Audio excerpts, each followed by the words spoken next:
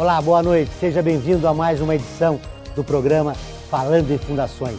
Como você sabe, todas as terças e quintas-feiras, às 21 horas. Estaremos juntos, aqui na TV Clima Tempo. A cada programa com importantes convidados que vão contar tudo o que acontece no terceiro setor. Será um prazer ter a sua companhia. Eu sou Joel Scala e vamos estar juntos toda semana. Esperamos você participando e ajudando na construção de uma sociedade mais justa e solidária. O Falando em Fundações está começando.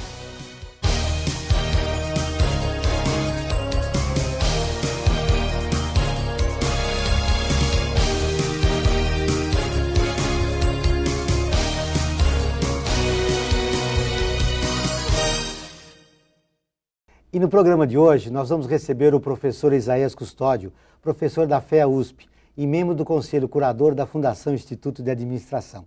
O professor Isaías também exerceu vários cargos executivos em empresas públicas e privadas e hoje também acumula o cargo de vice-diretor da Orquestra Sinfônica da USP. Professor Isaías, muito obrigado por aceitar nosso convite. É um prazer, Joel, é um prazer estar aqui no programa de vocês.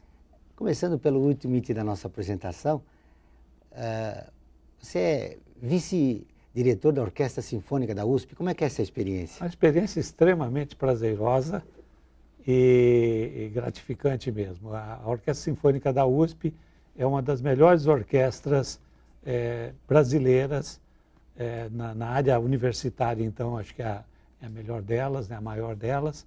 E o nosso reitor é um entusiasta, está pondo dinheiro, está pondo esforço e tem sido muito prazeroso. Aliás, em dezembro agora nós temos um último encerramento, se eu não me engano é dia 16 de dezembro, e quem quiser ver, não perca, porque a procura está muito grande na Sala São Paulo. O que levou um professor de administração a exercer um cargo na Orquestra Sinfônica da USP? Eu não sei, eu acho que eu sou um cara bem fazejo, assim, bafejado pelas circunstâncias ou pela sorte. Há um tempo atrás, há uns 5 anos atrás, eu recebi um convite para presidir a Associação dos Amigos do Museu de Arte Contemporânea, o MAC, na USP também. Dizia você que a arte contemporânea nem era algo, apesar de ser um visitador de museus em viagens internacionais, não era assim uma paixão. E usei isso para aprender um monte de coisa, e foi uma experiência também fascinante trabalhar com o museu, buscar recursos, captar recursos, e talvez por função disso que a reitoria, a pró-reitora, a professora Maria Arminda e o professor Edson Leite, diretor da orquestra, me convidaram, e eu tenho sido assim um motivo de alegria para o espírito, porque eu gosto de música erudita desde sempre. Tem sido algo interessante porque mesmo lá na FEA, na Faculdade de Economia e Administração, nós pensamos dirigir negócios, dirigir até instituições do terceiro setor, dirigir empresas públicas, mas muitas vezes acho que nós deixamos de lado esse tipo de organização, né? Os museus, por exemplo, universitários, são extremamente importantes, né? Estou falando de museu, mas a USP é um complexo, ela ensino, pesquisa e extensão, e dentro da parte de pesquisa e extensão você tem, principalmente extensão, você tem corais, coral USP, a orquestra, museus de arte, o MAC, e você tem um conjunto museológico, museu de entomologia, museu de cera. A USP tem um museu de cera. Enfim, sempre em busca de novos desafios. Então, esse conjunto todo precisa ser gerido. E a gestão dele não é necessariamente igual às demais. Então, é um desafio. Para mim, foi um desafio novo, está sendo um desafio e está sendo muito prazeroso. É o que eu estava dizendo, sempre em busca de novos desafios. Ah, sim, eu gosto disso. Essa inquietude faz parte da sua personalidade? Eu acho que sim. Até onde eu me lembro, desde sempre. Eu vou fazendo as coisas, elas vão andando. Por exemplo, estou organizando, eu sou presidente de uma sociedade internacional acadêmica chamada System Dynamic Society, cujo foco é resolução de problemas complexos, tipo de uma entrevistada que você teve aqui, né, multidisciplinar, multidimensional, chamado Dinâmica de Sistemas, desenvolvido nos anos 50 no MIT. E eu presido atualmente o capítulo brasileiro dessa sociedade. Nesse exato momento, a minha agenda é organizar o nosso evento internacional o ano que vem lá na USP, o brasileiro e o latino-americano. Um fascínio, a excitação por essa busca de fazer coisas. Eu estou vendo assim. o teu entusiasmo, professor, gravitar por vários universos, a música, a arte, a administração. O mundo é multidisciplinar. A solução de problemas é multidisciplinar. Nós não temos mais espaço hoje numa sociedade complexa, numa cultura interlaçada, seja num bairro, seja numa cidade, seja num país ou internacionalmente, você não consegue mais tratar coisas de maneira isolada, com conhecimento isolado. Então, essa multidisciplinariedade é fundamental. E eu acho que essas coisas, eu pelo menos busco isso, essa multidisciplinariedade. Essa multidisciplinariedade permite você olhar outros ângulos e é necessário olhar para poder você avançar. Aquela ideia do pesquisador, do estudioso solitário, numa única ferramenta, não tem mais espaço. A figura do especialista está morrendo? Não, você tem a figura do especialista, mas a solução dos problemas não é dada pela especialidade isolada. É multidisciplinar. Na medicina, na educação, na saúde, na segurança pública que vem aí. Eu estudei segurança pública algum tempo atrás, fiz um projeto para o governo da Presidência da República, na área de questões sociológicas de violência. Você não encontra a solução, você pode encontrar, mas será uma solução pobre e errada. Que não resolve o problema. Que não resolve. Que resolve o discurso, que alimenta o discurso ideológico de um e de outro, que às vezes gera mais cisânia, por ser isolado, gera mais divisão do que somatório. E a solução desses problemas exige você agregar interesses, agregar percepções, agregar conhecimentos, agregar informações diferentes. Essa sua experiência de vida, gravitando entre vários setores, é uma oportunidade que os jovens, as gerações mais novas, ainda não conseguiram assimilar, né? Eu não diria assim, Joel. Eu acho que eles fazem sim isso. O grande desafio hoje é como o jovem consumir esse volume de informação todo com alguma disciplina. Eu vejo lá na Universidade mesmo de São Paulo, converso com colegas de outros departamentos, de outras unidades da USP, e eles sentem a mesma dificuldade, né? O consumo imediato da informação. Ele acha que quando ele pega um verniz da informação, já é suficiente para ele resolver problemas. E aí você acaba sendo uma superficialidade em várias coisas. O senhor está citando? Multidisciplinariedade não é superficialidade em várias coisas. Sim, o que o senhor está citando é a crise do ensino, é uma das vertentes da crise do ensino superior. Mas eu quero a sua opinião logo depois do nosso intervalo. Até já.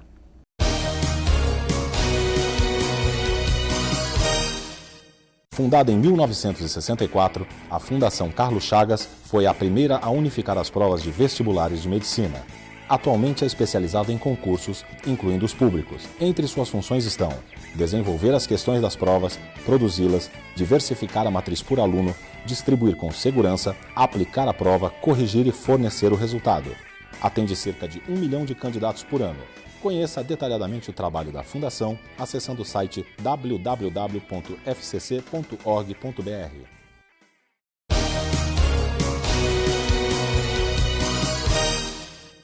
Professor Isaías, no primeiro bloco, no finalzinho do primeiro bloco, nós estávamos falando da possível crise do ensino superior, né?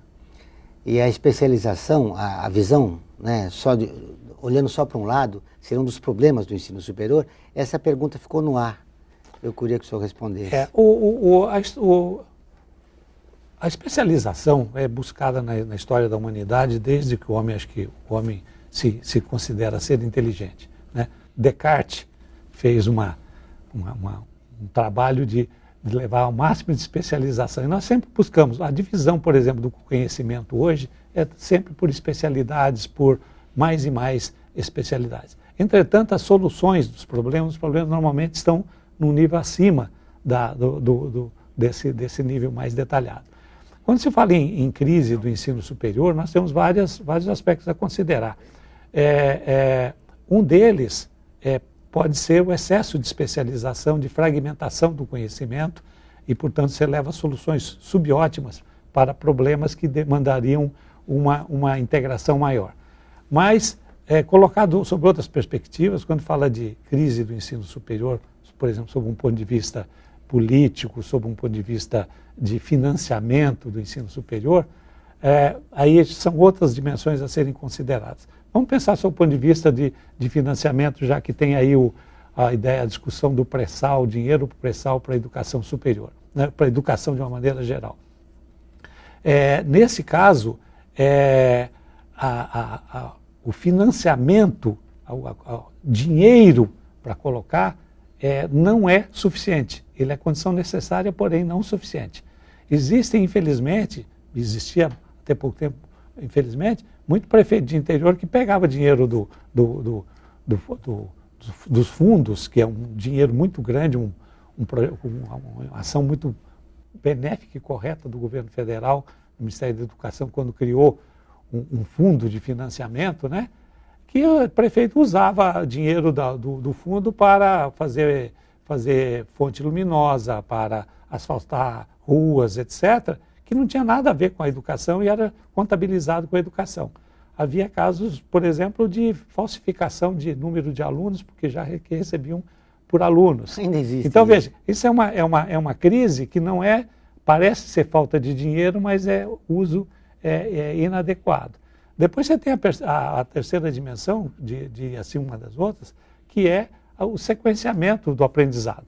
Desde do ensino lá da criança, quando ela entra na fase ainda pré-escolar, até chegar ao ensino superior.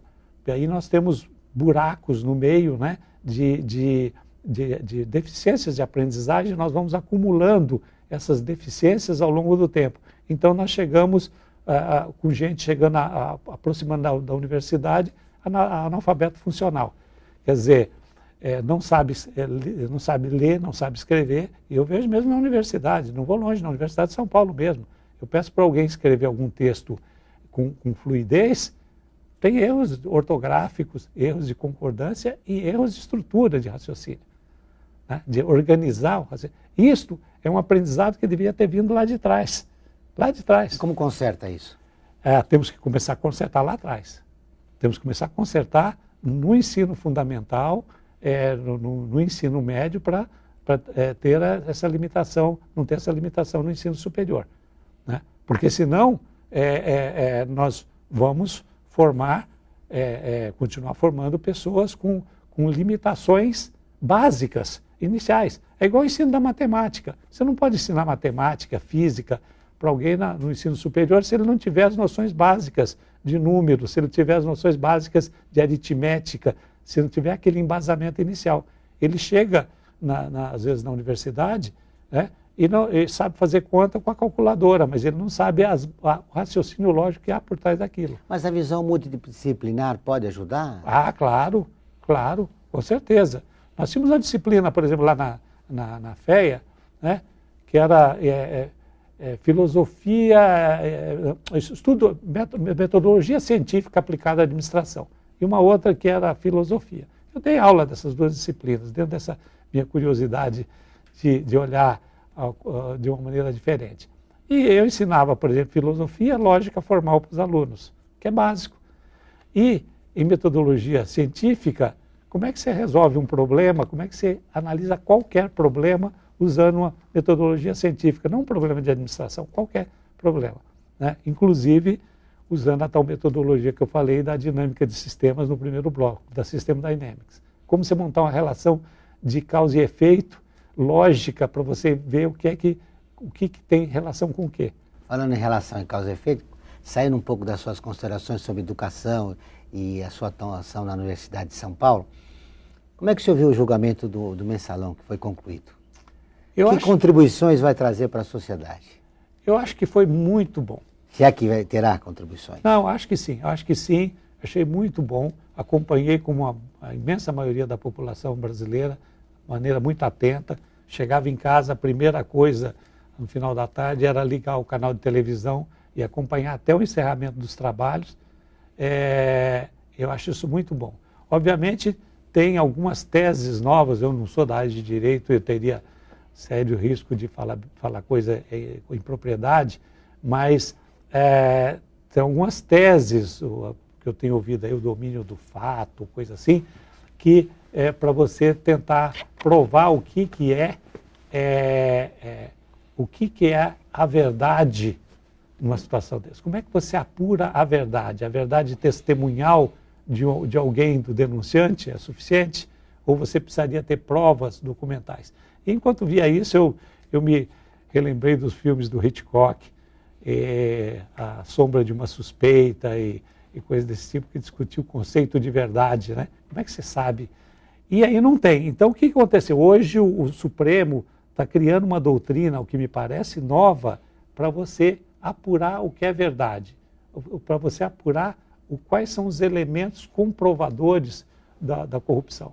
Eu trabalhei no governo, vi que é muito difícil, a prova documental, a não ser com escândalos daquele do corruptor e o corrompido, enfim, trocando dinheiro, guardando dinheiro na meia, etc. Mas eu acho que é uma doutrina nova, também tenho acompanhado com muita ênfase uma série de brilhantes, jovens e brilhantes doutores, professores doutores da Faculdade de Direito da USP, assim,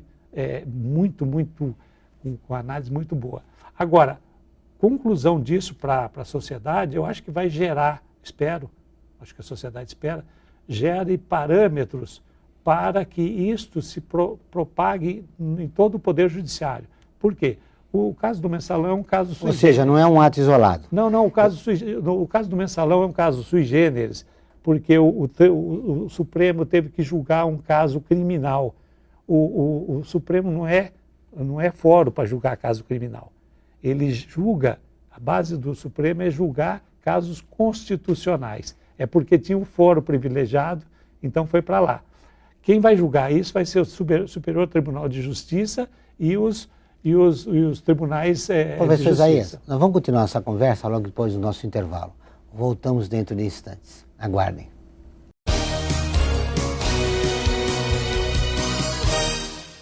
Fundada em 1964, a Fundação Carlos Chagas foi a primeira a unificar as provas de vestibulares de medicina. Atualmente é especializada em concursos, incluindo os públicos. Entre suas funções estão desenvolver as questões das provas, produzi-las, diversificar a matriz por aluno, distribuir com segurança, aplicar a prova, corrigir e fornecer o resultado. Atende cerca de 1 milhão de candidatos por ano. Conheça detalhadamente o trabalho da Fundação acessando o site www.fcc.org.br.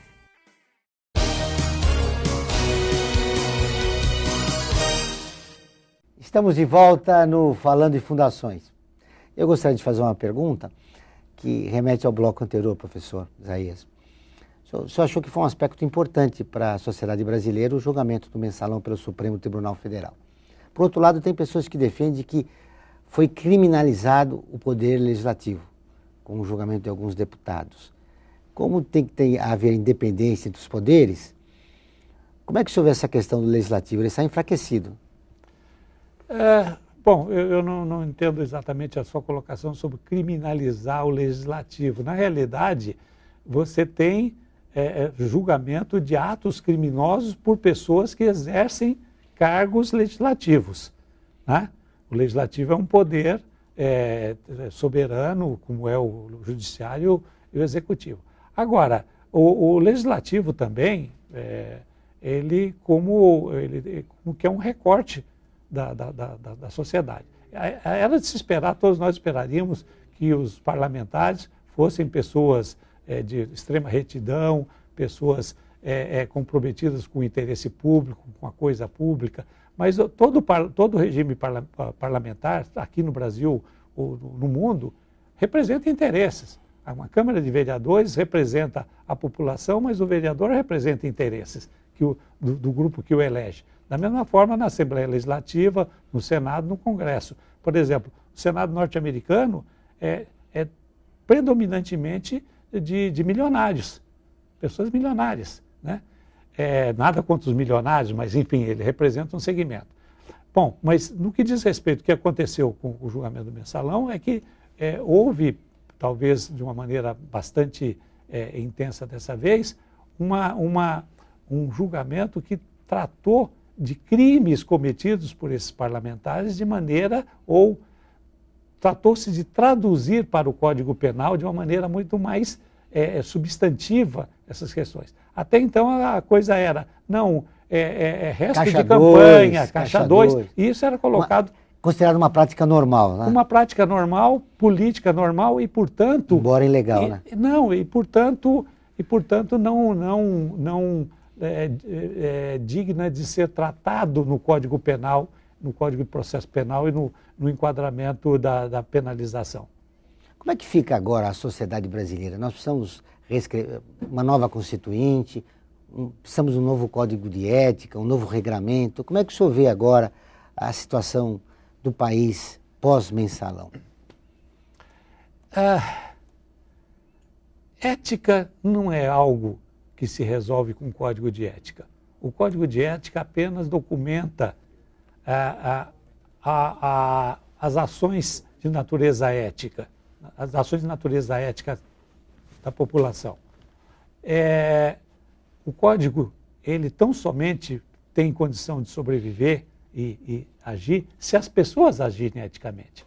Aí ele vira uma regra de conduta já aceita. Escrever códigos de ética, esperando que o código de ética transforme a ética, eu não acredito nisso.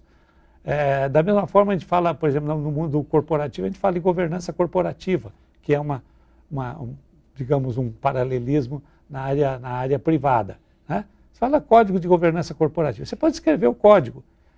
Se ele não tiver um enforcement, como se diz em inglês, um instrumento de pressão para que as pessoas ajam daquela maneira, ele vira letra morta. Por outro lado, se as pessoas também não querem agir como tal, também é letra morta. Eu acho que esse julgamento, essas sanções, mostram algumas coisas. Primeiro, se for levado a bom termo, primeiro, há um enquadramento, sim, penal, de certas coisas que não eram penalizadas. Segundo, que se fugir dessas regras dentro dos quais foi enquadrado, a pessoa, o parlamentar, o empresário, etc., será punido também porque já tem precedente. Terceiro, que os outros tribunais em outras instâncias, o Superior Tribunal de Justiça, que é que julga essas questões, ou os tribunais de justiça estaduais ou instâncias até abaixo dos tribunais de justiça, coloquem isso como referencial para tratar essas questões já na primeira ordem. Nós tivemos agora essa semana uma discussão aqui em São Paulo de salários de funcionários do Tribunal de Contas do município, né, que o Tribunal de Justiça do Estado aceitou uma liminar, né, e o Supremo cassou essa liminar, dizendo assim, não, isso daqui afronta totalmente a lei. O Tribunal o Superior, digamos, o Supremo, ele sempre vai julgar casos constitucionais ou casos que o Ministério Público avoca como ação civil pública de interesse difuso e aí essa coisa vai cair na instância do Supremo para julgar mérito, não para julgar casos isolados. Diante da reação popular... E é o caso agora, por exemplo, do Tribunal de Contas, o Supremo cassou, mas pode sair depois uma decisão de mérito. A hora que sai uma decisão de mérito, ele julga a essência, e essa essência serve de referencial. Eu estava dizendo que diante da reação popular em relação ao julgamento do Mensalão, o senhor acredita que o Supremo fica mais ágil? E assim dá uma resposta mais rápida para a sociedade? Não sei se ele fica mais ágil, mas ele vai ser mais cobrado também. A justiça, o poder judiciário, ele tem um monte de amarras. O poder judiciário tem problemas, isso é uma área que eu conheço, básicos de tratamento de informação. Cada juiz recebe milhares e milhares de processos com milhares e milhares de páginas para serem lidas, numa época que nós temos a tecnologia da informação aí, de recuperação de informação, né? Tem segundo me consta, o código, até para preservar a democracia e os cidadãos, tem uma série de instâncias de recorrências de defesa que fazem com que os processos andem muito lentamente. Então, o judiciário, de uma maneira geral, ele é extremamente emperrado, né? E, às vezes, por culpa do próprio governo. Por exemplo, na área do Tribunal Superior de Justiça, essa é uma informação também que eu tenho de trabalho feito para a área de Previdência, né? 70% das ações no Superior Tribunal, no STJ, são ações que envolvem a Previdência Social. 70%. Número expressivo. Então, e isso entope a fila para tratar de outras questões, inclusive de interesse da sociedade. Professor Isaías, para fechar nossa entrevista, é uma grande possibilidade, 30 segundos, senhor professor, dizer, é uma grande possibilidade para a gente mudar a sociedade a partir desse julgamento? Eu sou extremamente otimista, acho que o Brasil tem evoluído muito em todos os sentidos, a administração pública evoluiu muito, e eu acho que esse passo é um passo, sem dúvida, decisivo, mas tem que ser vigilante, todos têm que ser vigilantes, né? Acho que o comprometimento da população e da sociedade é fundamental nessa vigilância. Prazer em revê-lo, muito obrigado pela entrevista. Chegamos ao final de mais uma edição de Falando em Fundações, um programa que trata dos assuntos ligados ao terceiro setor e que colabora para a maior compreensão deste que é um dos mais importantes aliados dos cidadãos de todo o Brasil. Se você tem sugestões, dúvidas, encaminhe um e-mail para contato@tendicemedia.com.br. Boa noite e até a próxima.